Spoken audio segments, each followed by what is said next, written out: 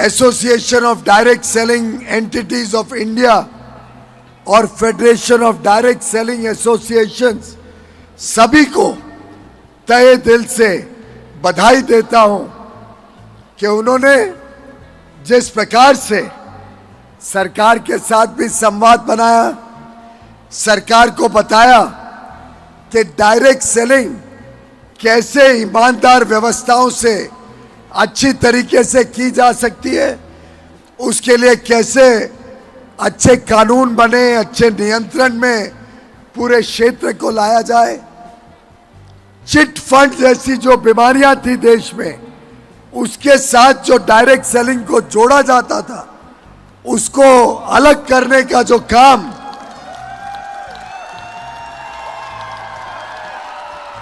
आप सबके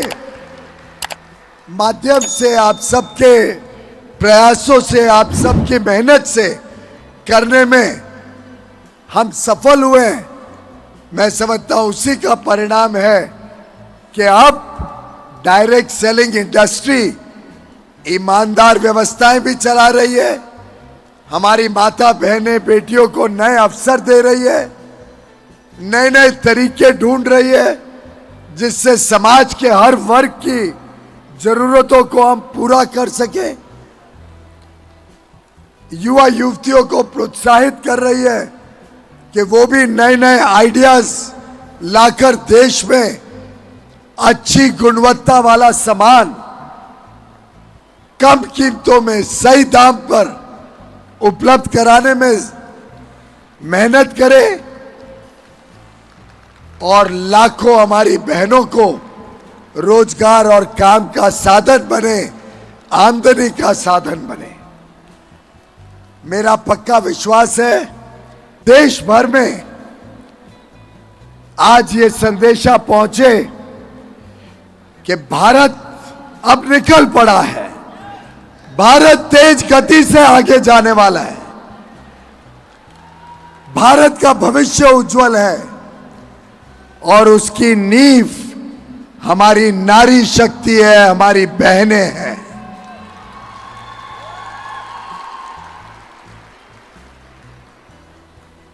आज जो उत्साह, जो जुनून, जो सपने मेरे सामने देख रहा हूं, वो मुझे भी प्रोत्साहित करते हैं, मुझे भी और काम करने के लिए हिम्मत देते हैं। और जब मैं माननीय प्रधानमंत्री जी को आज के कार्यक्रम के बारे में बताऊंगा, जब आपके प्रेम, आपके उत्साह, आपका जो उमंग है, जो भविष्य के लिए आप सब ने संकल्प लिया है कि हम सब मिलके एक नया भारत बनाएंगे,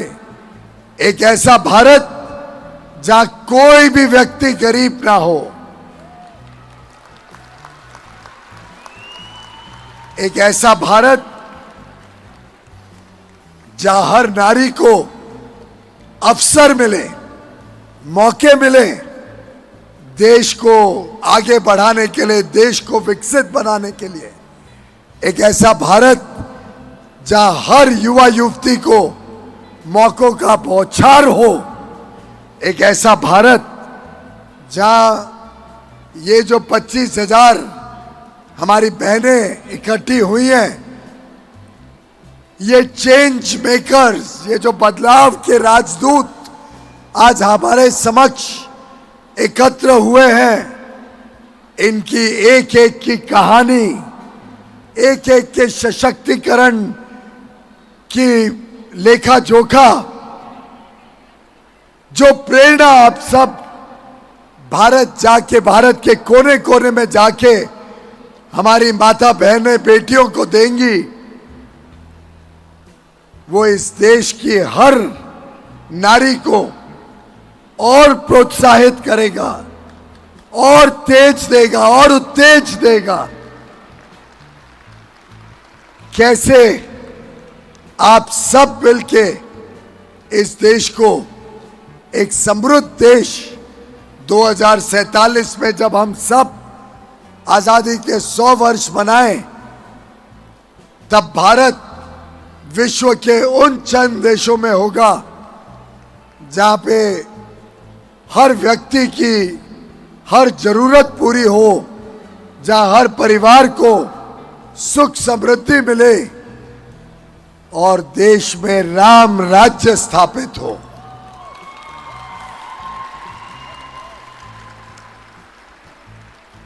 मैं क्यों कहता हूं कि हर एक नारी, हर एक बहन जो काम के लिए निकलती हैं, जो फॉर्मल वर्कफोर्स में जो भाग लेती हैं, किधर नौकरी करती हैं, किधर अपने खुद का व्यापार करती हैं, उद्योजक के रूप में निकलती हैं, मुद्रा लोन लेके अपने खुद का कारोबार शुरू करती हैं। जो हर एक महिला इस प्रकार से अर्थव्यवस्था को मजबूत बनाने के लिए काम के लिए निकलती है, वो वास्तव में 1 गुना नहीं 2 गुना अर्थव्यवस्था को आगे बढ़ाती है। और ये मैं ऐसे ही राजनीतिक वाक्य नहीं बोल रहा हूं। प्रवीण जी जानते हैं, आप सब जानते हैं कि मैं तो अर्थव्यवस्था का, अर्थशास्त्र का एक छोटा विद्यार्थी हूं। जब आज के दिन हमारी माता बहनें घर पे काम करती हैं और दुनिया भर के काम करती हैं घर पे, तो वो देश की जीडीपी में उसका आंकड़ा नहीं आता है।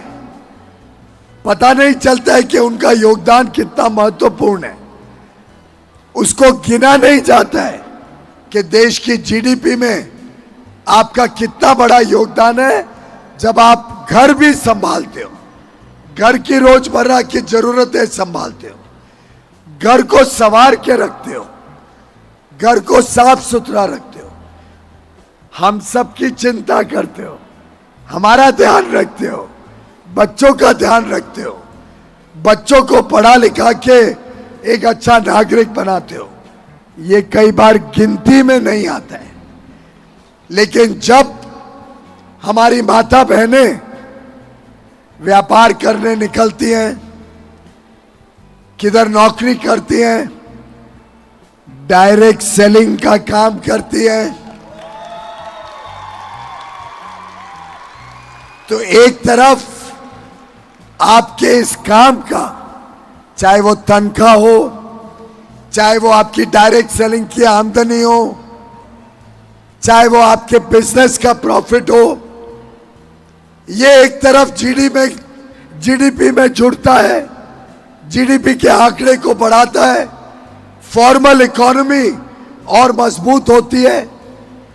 लेकिन दूसरी तरफ जो आज हमारी माता बहनें जो काम करती हैं, चाहे वो खेत में हो, चाहे वो घर पे हो, चाहे बच्चों का पालन पोषण हो, जो काम आज आप घर पे करते हो, वो काम कोई ना कोई और व्यक्ति या कोई ना कोई मशीन उस काम को रिप्लेस करती है। आपके बदले वो काम कोई और व्यक्ति या कोई और मशीन करती है। कैसे कि बर्तन धोने के लिए घर में डिशवॉशर आ जाते हैं, कपड़े धोने के लिए घर में वॉशिंग मशीन आ जाती है, ड्रायर आ जाता है, माइक्रोवेव मशीन आ जाती है। आप सब देखते होंगे कि आपके पीछे जब आप काम पे निकलते हो तो कोई ना कोई पुरुष, कोई ना कोई महिला आपके घर पे आके रोजमर्रा की जरूरतें, रोजमर्रा का काम करते हैं। आप उनको आमदनी देते हो, उनको तनख्वाह देते हो, वो भी इकोनॉमी में जुड़ता है। तो जो आज का काम आप कर रहे थे, डायरेक्ट सेलिंग